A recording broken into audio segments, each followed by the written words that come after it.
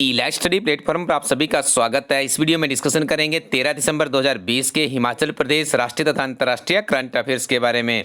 आइए सबसे पहले शुरुआत करते हैं राष्ट्रीय तथा अंतर्राष्ट्रीय करंट अफेयर्स से। पहला प्रश्न है, कुवैत अमीर शेख नवाब अल अहमद अल सबाह द्वारा पुनः किसे कुवैत का प्रधानमंत्री नियुक्त किया है? तो उनका नाम है शेख सबा अल खालिद अल सबाह को कुवैत का क्या किया गया है जी? प्रधानमंत्री नियुक्त किया गया है। याद रखिएगा, कुवैत की राजधानी क्या है? कुवैत सिटी है और यहाँ की मुद्रा क्या है? दिनार है। हाल ही में संयुक्त अरब अमीरात और सऊदी अरब जाने वाले पहले भारतीय सेना प्रमुख कौन बने हैं? तो उनका नाम है एम नरवाने। याद रखिएगा, ये संयुक्त अरब अमीरात और सऊदी अरब जाने वाले पहले भारतीय वायुसेना भारतीय सेना के प्रमुख है। जापानी अनुसंधान और ब्रोकरेज हाउस नोमुरा के मुताबिक वर्ष 2021 में एशियाई देशों में सबसे तेजी से ग्रोथ करने वाली अर्थव्यवस्था किस देश की होगी? तो ये भारत की होगी। ये कौन कह रहा है? जापानी अनुसंधान और ब्रोकरेज हाउस है नोमुरा। तो यहाँ पे जीडीपी की जो वृद्धि दर भारत की उन्होंने बताई है 9.9% जताई है। कितनी वृद्धि उसमें देखने को मिलेगी? शहरी शासन सूचकांक 2020 मुंबई स्थित गैर लाभकारी संगठन प्रजा फाउंडेशन द्वारा जारी किए गए सूचकांक में शीर्ष स्थान पर कौन सा राज्य है? तो इस राज्य का नाम है ओडिशा। वर्ल्ड स्क्वैश फेडरेशन का अध्यक्ष किसे नियुक्त किया गया है? जेना वॉल्ड्रिज को बनाया गया है वर्ल्ड स्क्वैश फेडरेशन का अध्यक्ष और इनका संबंध ब्रिटेन से है। याद रखिएगा, वर्ल्ड स्क्वैश फेडरेशन की स्थापना वर्ष 1966 में हुई थी तथा इसका मुख्यालय कहाँ पर है? हेस्टिंग्स यूनाइटेड किंगडम्स में है। दिस इज वेरी इंपॉर्टेंट, बहुत महत्वपूर्ण प्रश्न है यदि मैं बात करूँ इस पूरे के पूरे वीडियो की।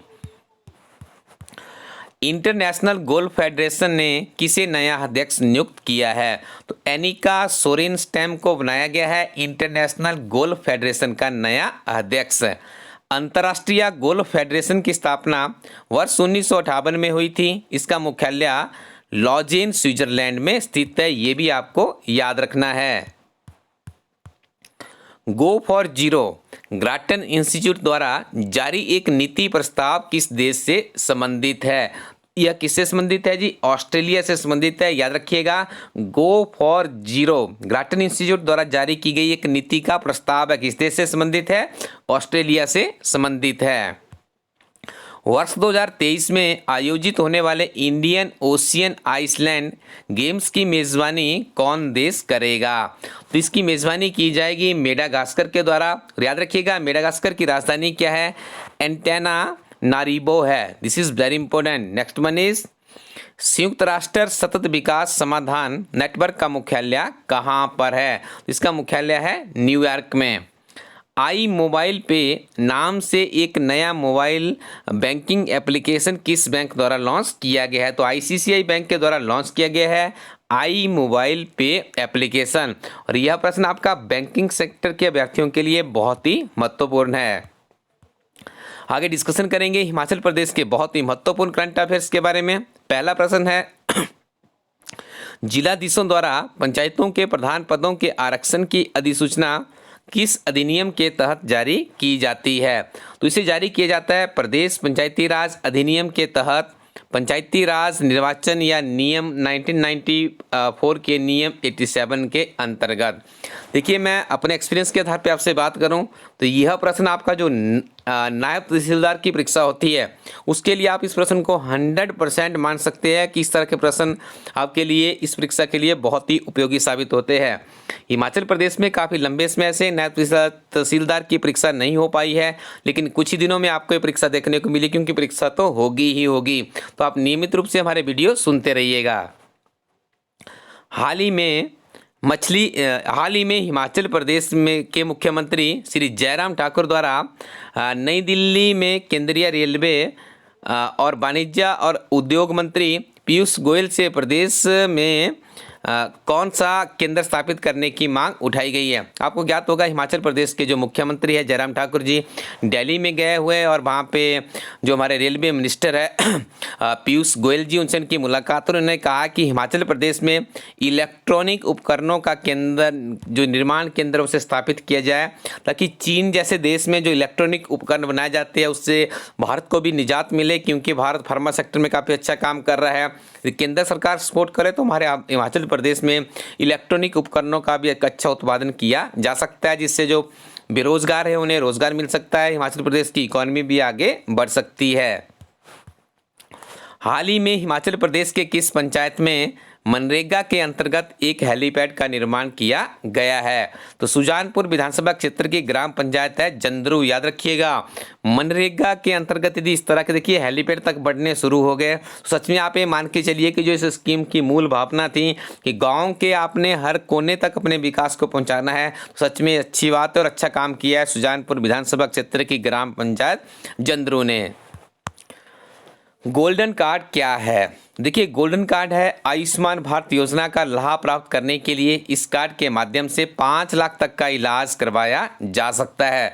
और हिमाचल प्रदेश में ऐसा कहा जा रहा है कि जिन लोगों ने इसके जैसे जो सरकारी कर्मचारी जिन्होंने कोई कोताही बरती है गोल्डन कार्ड बनाने में, तो उनके खिलाफ सरकार कार्रवाई करेगी। इस कारण से सुर्खियों में है और इस तरह के प्रश्न हमें अलाइड सर्विसेज में देखने को मिलते हैं।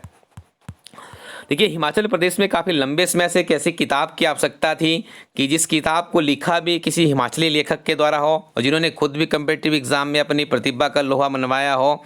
तो ऐसे ही कुछ लिटरेरी प्लेटफॉर्म की टीम आप लोगों के लिए सुजेस्ट करती है हिमाचल प्रदेश एक समग्र अध्ययन किताब। इस किताब में आपको मिलती है 10,000+ का क्वेश्चन बैंक है। जब से इस किताब को लॉन्च किया गया है इस किताब का नियमित रूप से मूल्यांकन किया जा रहा है। यह हिमाचल प्रदेश की पहली ऐसी किताब होगी जिसके जो टीचर है इस प्लेटफॉर्म के वो इसी किताब का मूल्यांकन भी करते हैं। मूल्यांकन इसलिए करते हैं ताकि इस किताब को एक सर्वश्रेष्ठ किताब बनाया जा सके। अभी हाल ही में आपने देखा टीजीटी नॉन मेडिकल की परीक्षा में 15 में से 14 प्रश्न इसी किताब से पूछे गए थे। वीडियो बनाया गया प्लेलिस्ट में जाके आप देख सकते हो। टीजीटी मेडिकल की परीक्षा में 15 में से 15 प्रश्न इसी किताब से पूछे गए थे। और आज जब आप इस वीडियो को सुन रहे हैं 13 दिसंबर 2020 को टीजीटी आर्ट्स की परीक्षा होने जा रही है, तो उसका भी हम विश्लेषण करेंगे और आपको बताएंगे कितने प्रश्न इस किताब से पूछे गए थे। तो हमारा प्रयास है और इसमें सुधारात्मक जो आपकी प्रतिक्रिया उसके ऊपर भी हमारी टीम काम कर रही है। अगले एडिशन में उसको और भी बेहतर बनाया जाएगा। लेकिन आप अभी किसी कम्पिटिटिव एग्जाम में दिए अगले 6 महीने तक अपीयर होने की प्लानिंग कर रहे हैं तो आप इस किताब के साथ में अपनी तैयारी को आगे बढ़ाइएगा। निश्चित तौर पे किताब आपको लाभदायक साबित होगी। इलाइट स्टडी प्लेटफॉर्म के करंट अफेयर भी बहुत ही उपयोगी है। संक्षिप्त नोट्स की फॉर्म में होते हैं जिन्हें आप बड़े आसानी से समझ सकते हैं और कम समय में पढ़ सकते हैं, तो आप इनका भी इस्तेमाल कर सकते हो।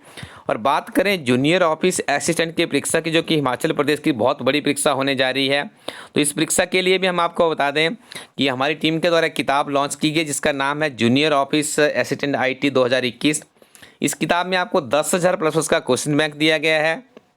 यह किताब आपकी computer operator, data entry operators, assistant programmer की परीक्षा के लिए भी उपयोगी है। इस किताब में 60 चैप्टर्स है, 656 पेजेस की बहुत बड़ी ये किताब है। यदि आप इस किताब की अच्छे से तैयारी करते हैं तो निश्चित तौर पे आपको ये हेल्प करेगी। और काफ़ी बड़ी रिक्वायरमेंट है हिमाचल प्रदेश में, 1756 पदों पर ये भर्ती होने जा रही है। तो आप इलाइट स्टडी प्लेटफॉर्म की किताबों के साथ में अपनी तैयारी को आगे बढ़ाते रहिएगा। Thank you very much. Keep watching elite study YouTube channel.